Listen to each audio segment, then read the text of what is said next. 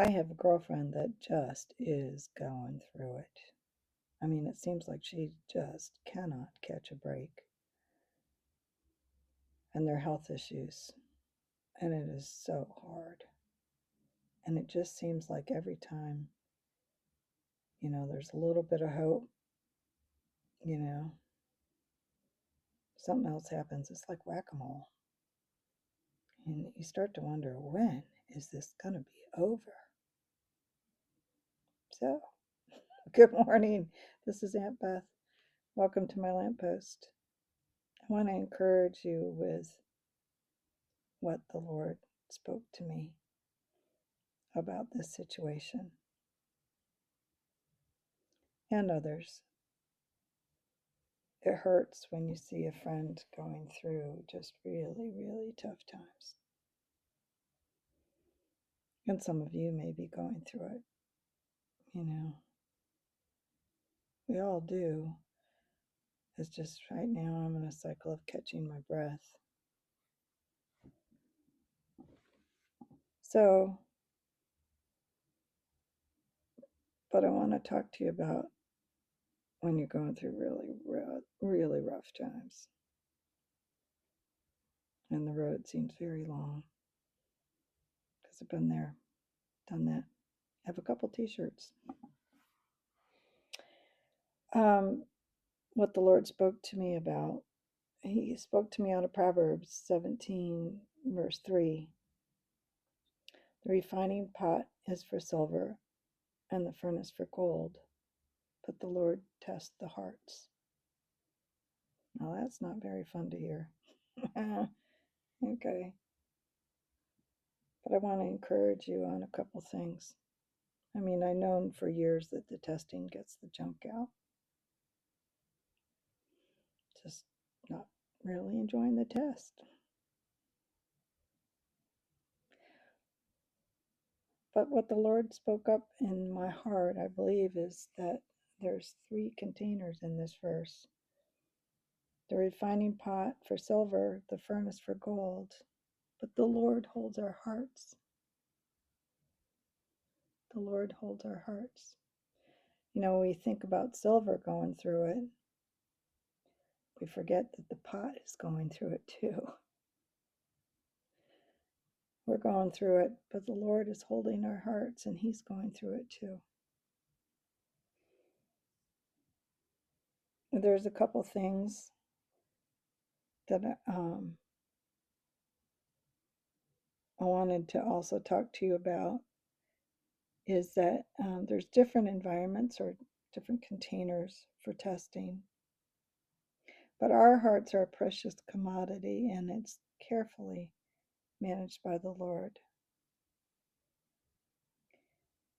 It is a process. I looked up the process for mining silver and gold, and I want you to extrapolate to yourself.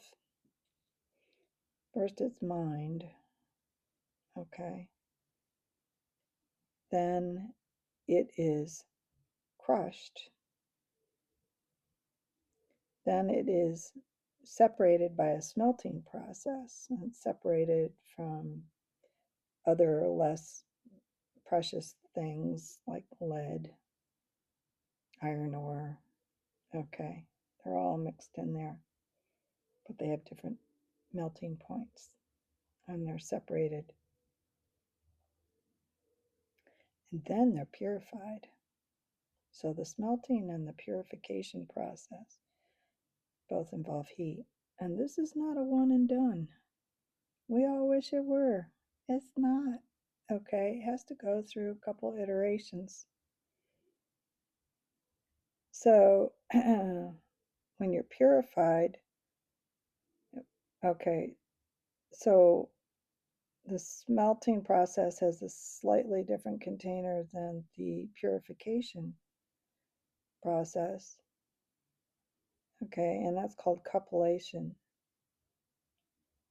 And it's interesting to me that in olden times, they mixed bone with the silver. I kept thinking of bone of my bone and flesh of my flesh, but uh, the in order to pull out the impurities. And we one of the things the Lord talked to me about is the silver is not hurt in this process. The silver isn't scalded. What's happening is all the impurities are rising to the surface and becoming visible. So I need to think about not what I'm losing, but what I'm gaining.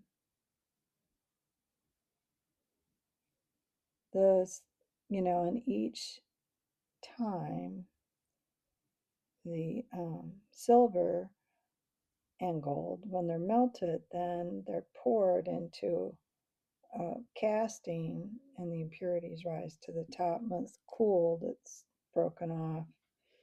Okay. But the silver takes on the shape of the casting, and it has no strength or self determining structure of its own. So, obviously, there's a lot of spiritual parallels here that I'll let you think through on your own. I've just been thinking through it. One of the most interesting things that I learned as far as gold is that gold is usually uh, separate in the sense of it doesn't really bond with other metals. So the purification process is different. It's um, washed with water to separate out. Think of panning for gold. Do you remember that in the California gold rush? But I was thinking of washed by the water of the word. But it's interesting because in olden times, in order to purify, I'm looking for my notes. It's called a salt cementation process. The gold is roasted with salt for 3 days, day and night. And I kept thinking of the Lord. 3 days, day and night for purification. So, anyway, so when is it over? When it doesn't bother us anymore and we're fine staying where we are because we got all the junk out,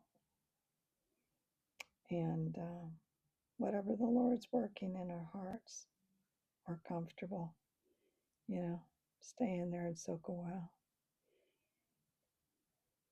So, anyway, so for my friend, just praying for her that whatever the Lord's working in this process and shaping and molding in her is going to be really good.